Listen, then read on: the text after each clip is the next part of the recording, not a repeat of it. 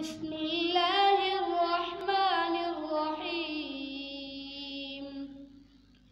آمن الرسول بما أنزل إليه من ربه والمؤمنون كل آمن بالله وملائكته وكتبه ورسله لا نفرق بين أحد من رسله وقالوا سمعنا وأطعنا غفرانك ربنا وإليك المصير.